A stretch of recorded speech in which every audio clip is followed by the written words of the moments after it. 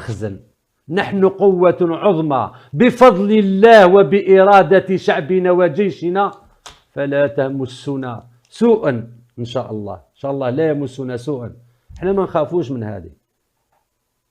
5,360,000 شهيد. في كل ما يخص يوسف بليلي، قبل أن نختم لا بأس أن نعود للقضية التي تثير العديد من الحبر كما ذكرت في بداية هذا العدد، وهي قضية اتحاد العاصمة. الاتحادية الجزائرية لكرة القدم وعلى رأسها وليد الصدي قامت بتقديم ملف ثقيل للمحكمة الرياضية وحتى للفيفا. الآن القضية لا تزال ربما تطرح العديد من التساؤلات. المغاربة قال لك سنلعب النهائي، اتحاد العاصمة ينتظرون القرار النهائي من الطاس، الكاف متخوفة لأنها هي المخطئة وهي التي يجب أن تتحمل مسؤوليتها لأنها هي التي وافقت على هذا القميص الذي يحمل شعارات سياسية.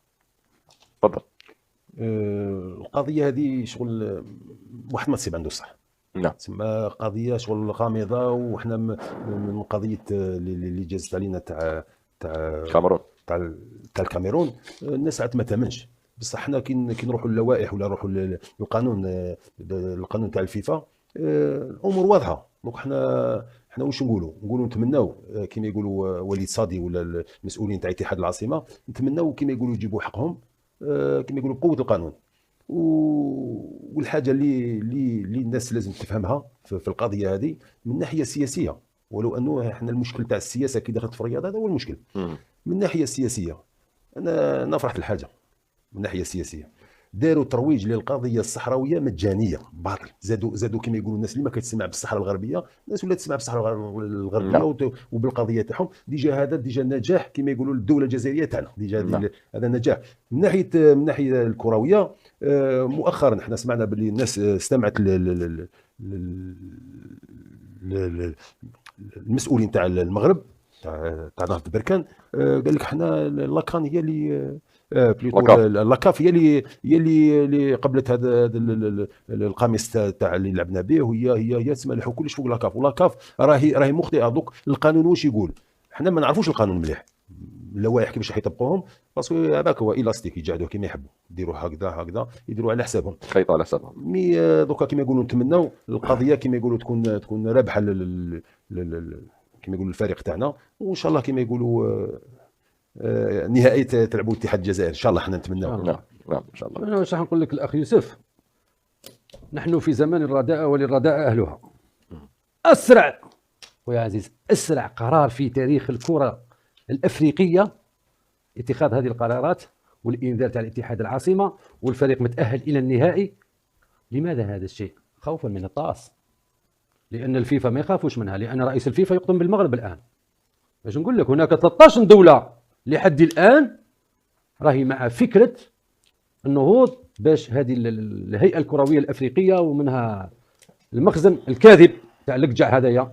كيفاش انت هذا الكاذب يناقض نفسه ويقول انا لست مسؤول على تعيين الحكام وعلى تعيين كذا، وفي نفس الوقت يقول انا من دبر على اقامه كاس افريقيا بمصر. انت ما تحكمش كيفاش منا ما عندك حتى دخل، ومنا عندك انت المسؤول على هذه. يريدون قهر الجزائر، فلا خوف على شعبنا وجيشنا ورئيسنا. نحن قوة عظمى، فليسمع المخزن. نحن قوة عظمى بفضل الله وبإرادة شعبنا وجيشنا، فلا تمسنا سوءا. إن شاء الله لا يمسنا سوءا. احنا ما نخافوش من هذه. 5,360,000 شهيد، ليس 1.5 مليون. ما خفناش من دول عظمى انذاك، والان الحمد لله احنا ماناش كونتر هذه الدوله اللي استعمرتنا، ولا احنا دوله كبيره وما قدرت الشعب هذا صامت يقول لك تحت الارض. كما راهم الاخوان الفلسطينيين راهم غالطين يا يوسف، فلن يستطيعوا اقهار الرجال يا يوسف. القضيه ولات سياسه اكثر منها رياضه. الانسان يكون صريح، ولا نركع لاي كان الا الله سبحانه. استاذ ناصر معلش، هناك سؤال فوزي القجع قال لهم لو كان جت عندي هذه السلطه الكبيره انا جبت كاس افريقيا. واش من السلطه في الكاف يعني. قال لهم لو كان جت عندي حقيقه انا جبت كاس افريقيا المغرب. ما هو ردك؟ يوسف راح يكون انقسام كبير ان شاء الله. شوف على مستوى الفيفا والمستوى الكاف راح يكون انقسام كبير حول قضيه اتحاد العاصمه. هذا المباراه راح يكون انقسام كبير، راح يكون طرف تاع لي جويف وطرف ربما ما يلقاش روحه يكون بالك نسبه قليله راح توقف مع اتحاد العاصمه. نعم. لانه حان الوقت يوسف صراع فيفا، صراع طاس، صراع كونفدراليه افريقيه. اللي مات كما قال لك عزيز ما نعرفش لو نوار سي لو بلون، نعرف لو نوار سي لو بلون، قضيه سياسيه في ملعب الفريق اللي جاب هذاك الشيء منهزم.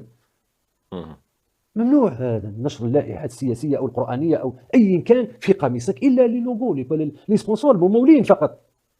انت كيفاش اليوم تقول انا خاطيني ومن بعدك تم تعاود تولي تقول لهم انا 2019 انا اللي مديت حتى هناك شوف هذا المخزن هذا لما يكون فوقه يعني يهود يحكموا فيه ويفعلوا بالاوامر ديالو صعيب الشيء. ولكن شوف يا يوسف الكريم يبقى كريم ولو عراه الفقر. احنا جزائريين كرماء حتى والفعل تاع واحد فحل يقعد فحل حتى واطال به العمر. نعم. يقعد الجسد ديالو صحيح يوسف. احنا هذه ما نعرفوهاش خويا عزيز. احنا رانا طحنا وشكون اللي يحقرك يوسف؟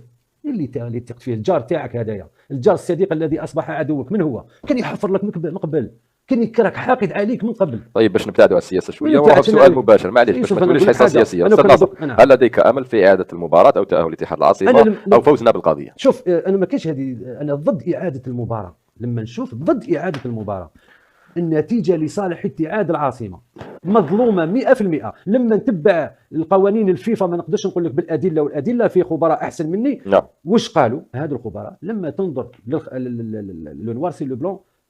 يعني توقع تاهل الاتحاد العاصمه مباشره؟ نورمال هذه. نعم. اذا ما نقول لك متوقع هذا حق اذا كان مشاو به. ولكن يوسف احنا قضيتنا ولا قياس هكذا يعني. نعم. قبل ان نختم الاخ عزيز، ماذا تتوقع في هذا الملف وماذا تتوقع من قرارات مستقبلا؟ انا والله غير نتوقع عندي امل في الطاس. بعض الاخبار اللي توصل كما يقولوا من هنا وهناك.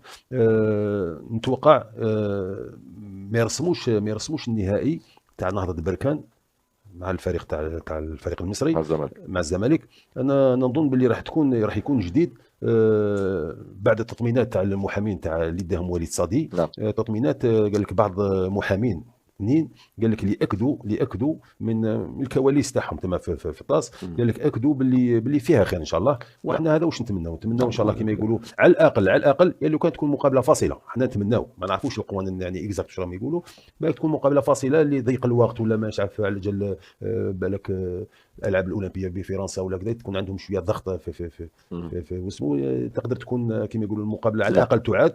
وان شاء الله كما يقولوا كما خويا عزيز. لا هو الاخ ناصر كما يقولوا حنا ماذا بينا لو كان يطبقوا القانون ما كان ني تعاد مقابله ني والو. قال 1 زائد 1 يساوي 2 غلط ديسكاليفي تتخلص تروح اتحاد العاصمه. بصح انا ما نظنش مع الكولاسه يعني على الاقل هذا بركان راح يخرج باقل الاضرار. باسكو دوكا راه في ورطه هو ولاكاف. نعم. استاذ ناصر باختصار يقول لك عيش راجل وعاش اللي يخاف ربي. احنا هكذا المبدا تاعنا في الجزائر. باش نقول لك المغرب هذا ولا سياسيا ورياضيا اخذتهم العزه بالاثم والمعصيه الرسول عليه الصلاه والسلام. قضيه فلسطينيه ما تنذكرش كاع عندهم. الملاك تاعهم عنده هو ملك وعنده الملك تاعو اليهودي راهم فوقه. روح لاسرائيل تلقى وزير داخليه وزير خارجيه مغربي.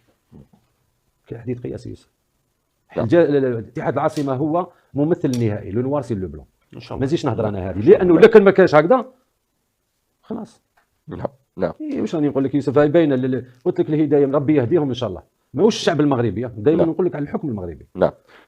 كان هذا في خصوص العاصمه ونهضه بركان والتي كانت اخر ما في جعبتنا في عددنا لنهار اليوم. الاخ عزيز نشكركم جزيل الشكر على كل ما قدمتموه لنا اليوم. بارك الله فيك. نشكرك على خاصه على الدعوه هذه والشكر موصول لك ان شاء الله والاخ ناصر وكل نساء الخفاء. نعم. برك عندي واحد الاهداء اذا كان ممكن. اهداء خفيف كما يقولوا الاخ من ولاد جلال بن بوزيد عمر وصاحبه قويره محمد اللي نتمنى لهم كما يقولوا كل الخير. شكرا اخ عزيز. استاذ ناصر شكرا لك. الله يحفظك خويا يوسف. خويا عزيز انا حبيت نهني هذا الفريق تاع مولود الجزائر اللي 19 ربما المدرب تاعهم كان فات معنا الله اعلم. سمير هو مدرب الاي 19 الله اعلم. انا ماهوش على سمير وانما هنيئا لهم بكاس الجمهوريه هذه وكل الفئات الشبانيه اللي راهي متواجده في سمير مضنا في الاي 17 حتى هو راهو في المركز الثاني الاي 17. راني تبعت مليح الفئات الشبانيه تاع المولوديه اللي راهم موجودين كلهم في المراكز الاولى. والبطوله مازالت ما خلاص وربما راح يحصل بطولتين زائد كاس فينا واحده اخرى. لا في الكاس الجمهوريه. المهم انا على الهيئات هذه اللي راهي موجوده في الفيدراليه الجزائريه كاين واحد الانسان هذا مخازن ما عندي حتى حاجه معها، احسن المدربين في الجزائر بشخصيته وبعمل وبارادته يعني في كل يعني الخصائل باش يكون على راس لاديتيان ديريكتور تكنيك ناسيونال او في فريق الوطني. نعم. العمل الجبار، راح نقول له جو فيليسيت سو مسيو اللي كان مد للكره تاع المولوديه، ومع رجوعه هناك لاعبين راهم متطورين في الصيف الاكاديمي. نعم، نتمنى له التوفيق. نتمنى له كل التوفيق محمد ميخايزلي. نعم. واخر كلام، سلام. شكرا جزيلا استاذ ناصر. اذا مشاهدينا بهذا نكون قد وصلنا لختام هذا العدد. تقبلوا